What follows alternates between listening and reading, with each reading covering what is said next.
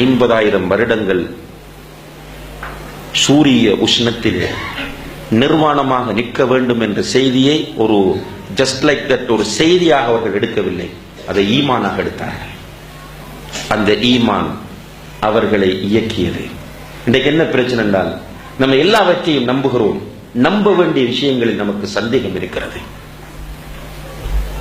உறுதியாக நம்ப வேண்டிய விஷயங்களில் சந்தேகம் இருப்பதனால் தான் இத்தனை குழப்பங்களை நம்முடைய மக்கள் மத்தியிலே பார்க்க முடிகிறது.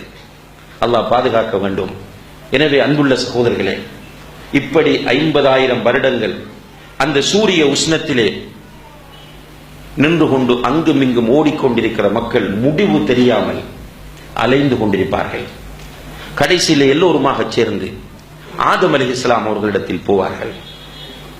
ஆதம் அலைஹிஸ்ஸலாம் அவர்களிடத்திலே போய், ஆதமே, உங்களை அல்லாஹ் அவனுடைய கைகளால் படைத்தான், நீங்கள் எங்களுடைய தந்தை, அல்லாஹ்வோடு போய் பேசுங்கள், ஏதாவது ஒரு முடிவு கிடைக்கட்டும். இப்படியே நாங்கள் அங்குமிங்கும் அலைந்து திரிந்தால் என்ன முடிவு என்று சொல்லும் போது ஆதம் அலைஹிஸ்ஸலாம் அவர்கள், அதற்குரியவன் நான் அல்ல, நூஹிடம் போய் பாருங்கள் என்று சொல்லுவார்கள். மக்கள் நூஹ் அலைஹிஸ்ஸலாம் அவர்களிடத்தில் ஓடுவார்கள். நூஹ் அலைஹிஸ்ஸலாம் அவர்களிடத்தில் போய், நீங்கள் அவ்வலுர் ருசுல், நீங்கள் தான் ரசூல்மார்களில் முதலாவது ஆள், அல்லாஹ்விடத்தில் போய் பேசுங்கள் என்று சொல்லும் போது நூஹ் அலைஹிஸ்ஸலாம் அவர்கள் சொல்வார்கள், நானும் அதற்குரியவன் அல்ல, நீங்கள் இப்ராஹிமிடம் போய் பாருங்கள். மக்கள் எல்லோரும் இப்ராஹிம் அலைஹிஸ்ஸலாம் அவர்களிடம் ஓடுவார்கள். இப்ராஹிம் அலைஹிஸ்ஸலாம் அவர்கள், நானும் அதற்குரியவன் அல்ல, மூசாவிடம் போய் பாருங்கள் என்று மக்களை அங்கே அனுப்புவார்கள். மக்கள் மூசா அலைஹிஸ்ஸலாம் அவர்களிடம் ஓடி வரும்போது மூசா அலைஹிஸ்ஸலாம் அவர்களும் சொல்லுவார்கள், நானும் அதற்குரியவன் அல்ல, ஈசாவிடம் போய் பாருங்கள். ஈசா அலைஹிஸ்ஸலாம் அவர்களிடம் வந்து சொல்லும் போது அவர்களும் சொல்லுவார்கள், நானும் அதற்குரியவன் அல்ல, முஹம்மதிடம் போய் பாருங்கள். மக்கள் எல்லோரும் முஹம்மது ஸல்லல்லாஹு அலைஹி வஸல்லம் அவர்களை நோக்கி ஓடி வரும்போது எல்லா மக்களும், ஆதம் அலைஹிஸ்ஸலாம் அவர்களுடைய சமூகம், நூஹ் அலைஹிஸ்ஸலாம் அவர்களுடைய சமூகம், இப்ராஹிம் அலைஹிஸ்ஸலாம், எல்லா நபிமார்களுடைய சமூகங்களும் முஹம்மது ஸல்லல்லாஹு அலைஹி வஸல்லம் அவர்களை நோக்கி ஓடி வரும்போது அல்லாஹ்வுடைய தூதர் ஸல்லல்லாஹு அலைஹி வஸல்லம் அவர்கள் சொல்லுவார்கள், அனலஹா அனலஹா, நான் தான் அதற்குரியவன், நான் தான் அதற்குரியவன் என்று சொல்லிவிட்டு அல்லாஹ்வோடு பேச மாட்டார்கள். ஏனென்றால் பேச முடியாது. இப்படி மக்கள் நபிமார்களிடத்திலே போய் வந்து கொண்டிருக்கும் போதுதான் அல்லாஹு தஆலா அங்கே விசாரணை நடத்துவதற்காகவும் தீர்ப்பு சொல்வதற்காகவும் வருவான். வஜாஅ ரப்புக வல் மலக்கு ஸஃபன் ஸஃபா, உன்னுடைய ரப்பு வருவான், மலக்குகள் அணி அணியாக நிற்பார்கள். வயஹ்மிலு அர்ஷ ரப்பிக ஃபௌகஹும் யௌமஇதின் ஸமானியா, அந்த நேரத்தில் அல்லாஹ்வுடைய அர்ஷை 8 மலக்குகள் சுமந்து கொண்டு வருவார்கள். கண்ணியத்திற்குரிய சகோதர சகோதரிகளே, அல்லாஹ்வுடைய அர்ஷை 8 மலக்குகள் சுமந்து கொண்டு வருவார்கள்.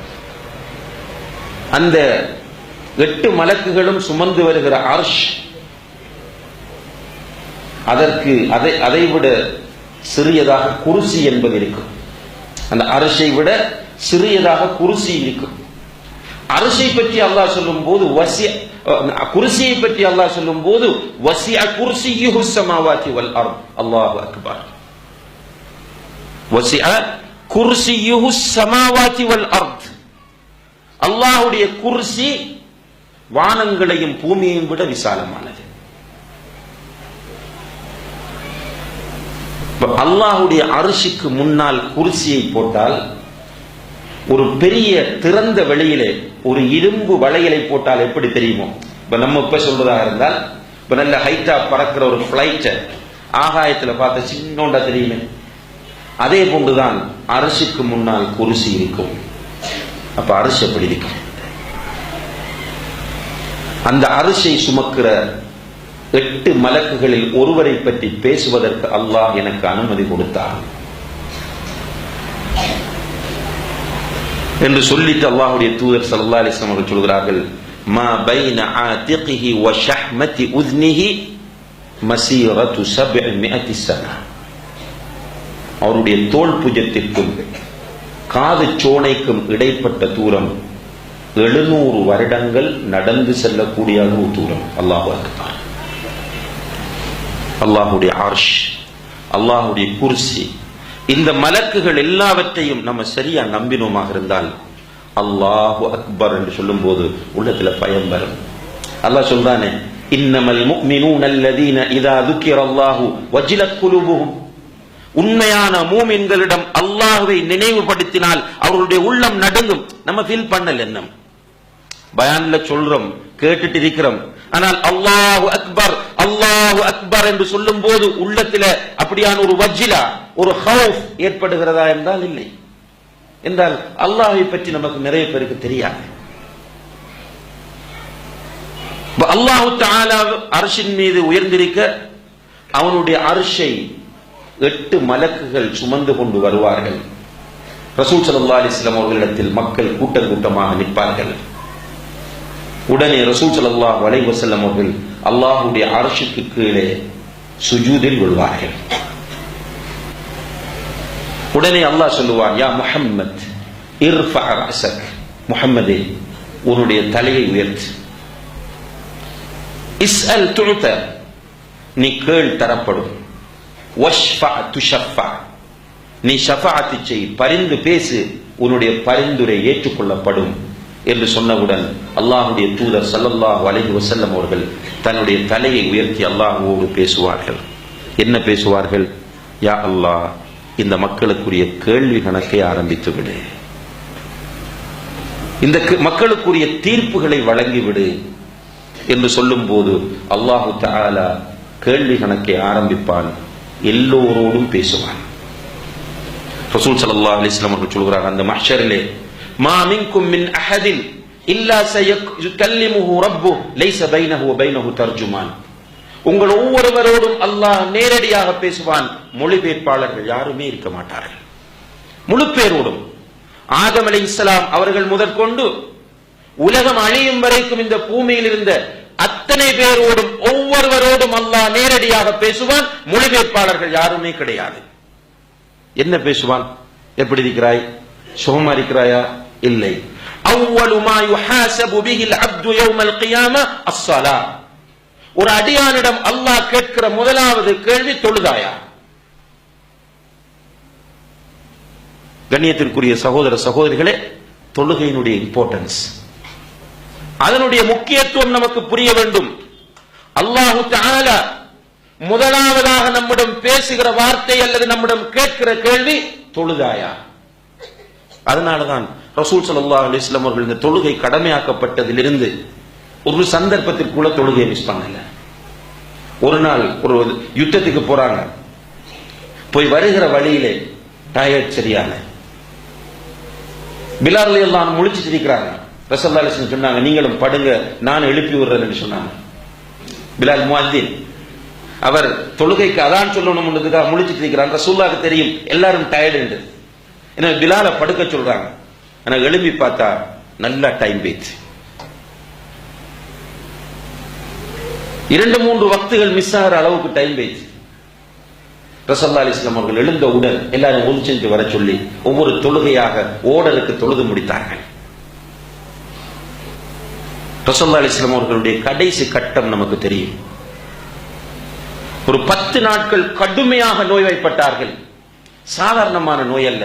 சஹாபாக்கள் உட்கார்ந்துட்டு கேட்கிறான், ரசூலுல்லாஹ் அப்படி நோயோடு இருக்கும்போது என்ன சொல்றாங்கடா? லா இலாஹ இல்லல்லாஹ் வ இன்ன லில் மௌத்தி லசக்கராத். லா இலாஹ இல்லல்லாஹ், மௌத்திற்கு இப்படியான ஒரு சக்கராத் நிலை இருக்கிறது என்று வருத்தப்படுகிறார்கள். அப்போது ஒரு சஹாபி கேட்கிறார், அல்லாஹ்வுடைய தூதரே, நீங்களும் வருத்தப்படுகிறீர்களா என்று கேட்கும் போது, இன்னி ஊஅகு கமா யூஅகு ரஜுலானி மின்கும், உங்களில் 2 மனிதர்கள் படுகிற வேதனையை நான் தனியே அனுபவிக்கிறேன் என்று சொன்னார்கள். பக்கத்தில் ஒரு ஹிர்பாவோட தண்ணி இருக்கிறது. அவர்களை அறியாமலே அந்த தண்ணியை தன் மீது ஊற்றிக் கொள்கிறார்கள். அந்த அளவுக்கு காய்ச்சல், ஜுரம், கடும் வேதனை. இப்படியான நேரத்தில் அவர்களுடைய வாயில் இருந்து அடிக்கடி வந்த வார்த்தை என்ன தெரியுமா? அஸ்ஸலா அஸ்ஸலா. தொழுகை தொழுகை என்ற வார்த்தை தான் வந்து கொண்டிருந்தது. கடைசி கட்டம். ரசூலுல்லாஹி அலைஹி வஸல்லம் அவர்களிடம் வந்து சஹாபாக்கள் சொல்கிறார்கள், யா ரசூலல்லாஹ், பள்ளியிலே எல்லோரும் உங்களுக்காக காத்துக் கொண்டிருக்கிறார்கள். ரசூலுல்லாஹி அலைஹி வஸல்லம் அவர்கள் தொழுகைக்கு செல்வதற்காக எழுகிறார்கள். முடியவில்லை, விழுந்து விட்டார்கள். செகண்ட் டைம் ட்ரை பண்ணுகிறார்கள், முடியவில்லை, விழுந்து விட்டார்கள். மூணாவது தடவை 2 சஹாபாக்களை அழைத்து அவர்களுடைய தோள்களிலே கைகளை போட்டு கால்கள் இழுபட பள்ளிவாசலுக்கு சென்று அவர்கள் உட்கார்ந்து தொழுகை நடத்தினார்கள். இதுதான் தொழுகையினுடைய முக்கியத்துவம். இவர்களுடைய பயிற்சி பாசறையிலே வளர்ந்த சஹாபாக்களுக்கு தொழுகை ஒரு சந்தர்ப்பத்திலே மிஸ் ஆகல. உமர் இப்னுல் கத்தாப் ரலியல்லாஹு அன்ஹு அவர்கள் ஆட்சி செய்து கொண்டிருக்கும் போது ஒரு நாள் அவர்கள் சுபஹ் தொழுகைக்கு இமாமத் செய்யறதுக்கு முன்னால போறாங்க. போகும்போது அபூ லுஅலுஅ என்பவன் அவர்களை கூறிய ஒரு கத்தியினால் 2 பக்கமும் கூறி அந்த கத்தியினால் 6-7 தடவைகள் அவர்களுடைய முதுகில திரும்ப திரும்ப குத்தி விட்டான்.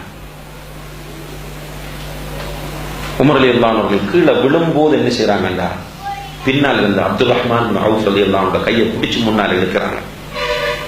போய் நீ இமாமத் செய்யுங்க. இப்ப கீழே விழுந்த உடனே சில சஹாபாக்கள் அவர்களை தூக்கிட்டு வீட்டை போயிட்டாங்க. ட்ரீட்மெண்ட் நடக்குது, அவசர சிகிச்சை நடைபெறுகிறது. உயிருக்காக போராடி கொண்டிருக்கிறார். அவர்கள் கண் திறக்கிறார்கள், மயக்கத்திலிருந்து கண் திறக்கிறார்கள். பக்கத்தில் இப்னு அப்பாஸ் ரலியல்லாஹு அன்ஹுமா அவர்கள் நிற்கிறார்கள். குற்றுயிராக கிடந்து கொண்டு உயிருக்கு போராடி கொண்டிருக்கிற ஒரு அமீருல் முஃமினீன், ஒரு ஹலீஃபா மயக்கத்திலிருந்து கண்ணை திறக்கும் போது என்ன பேச வேண்டும் சகோதரர்களே? என்ன கேட்க வேண்டும்? இப்னு அப்பாஸ் ரலியல்லாஹு அன்ஹுமா என்ன சொன்னார்கள் தெரியுமா? அமீருல் முஃமினீனே, நீங்கள் இன்னும் சுபஹ் தொழவில்லை என்றார்கள். உமர் ரலியல்லாஹு அன்ஹு அவர்கள், அப்படியா? எனக்கு பின்னால் நின்ற மக்களுடைய நிலை என்ன, அவர்கள் தொழுது விட்டார்களா என்று கேட்டார்கள்.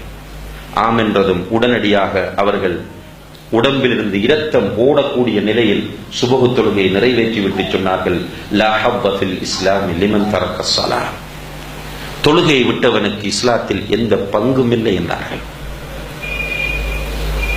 அப்துல்லாஹ் இப்னு ஷகீக் ரலியல்லாஹு அன்ஹு அவர்கள் சொல்கிறார்கள், நாங்கள் அதாவது சஹாபாக்கள் தொழுகையை விடுகிறவனை காஃபிர் என்று பார்த்தோம் என்று சொல்கிறார்கள். இந்த அளவுக்கு தொழுகை முக்கியமானது. ஏனென்றால் முதலாவதாக அல்லாஹ் நம்மிடம் கேட்க போகிற கேள்வி தொழுகாயா என்கிற கேள்விதான். தொழுகையில் உள்ளே தவறு விட்டால் அவனுக்கு வயல் என்ற நரகம். தொழுகையின் உள்ளே ஒருவன் முகஸ்துதியை கலந்து விட்டால், பொடுபோக்காக மாறிவிட்டால் அவனுக்கு வயல் என்ற நரகம் என்றால் தொழாதவனுடைய நிலை என்ன என்பதை இதன் மூலம் நாம் புரிந்து கொள்ளலாம். எனவே அன்புள்ள சகோதர சகோதரிகளே, அல்லாஹு தஆலா கேள்வி கேட்க ஆரம்பிக்கும் போது முதல் கேட்கிற கேள்வி தொழுதாயா. அதுக்கு பிறகு கட்டாயமாக கம்பல்சரி 4 கேள்வி கேட்பான். அன் உம்ரிஹி ஃபீமா அஃப்னா, உன்னுடைய ஆயுளை நீ எப்படி கழித்தாய், இது பதில் சொல்லணும். இரண்டாவது கேள்வி அன் ஷபாபிஹி ஃபீமா அப்லா, உன்னுடைய இளமையை எப்படி நீ செலவிட்டாய். மூன்றாவது கேள்வி வஅன் மாலிஹி மின் ஐன இக்தஸபஹு வ ஃபீமா அன்ஃபகஹு, உன்னுடைய பொருளாதாரம் எப்படி வந்தது, எப்படி போனது.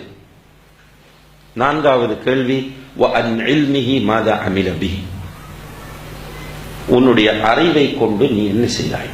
நிறைய விஷயங்களை படித்தாய், குத்பாவில் படித்தாய், பயானில் படித்தாய், சிடி கேட்டு படித்தாய், செல்ஃபா படித்தாய். இப்படி படித்த உன்னுடைய அறிவை கொண்டு நீ என்ன செய்தாய். இந்த 4 கேள்விகளுக்கும் ஒவ்வொரு அடியானும் கம்பல்சரி கண்டிப்பாக பதில் சொல்லியாக வேண்டும். லன் தஸூல கதம அப்தின், இந்த 4 கேள்விகளுக்கும் பதில் சொல்லாத வரையில் ஒரு அடியானுடைய பாதம் அசைக்கப்பட மாட்டாது என்று அல்லாஹ்வுடைய தூதர் ஸல்லல்லாஹு அலைஹி வஸல்லம் அவர்கள் சொல்கிறார்கள். ها قد تنام حلمكم من مثلكم قد حاز من دنياه حفظا للكتاب فلتخبروا من بعدكم من زاركم أن العطايا حفظ أين واكتساب.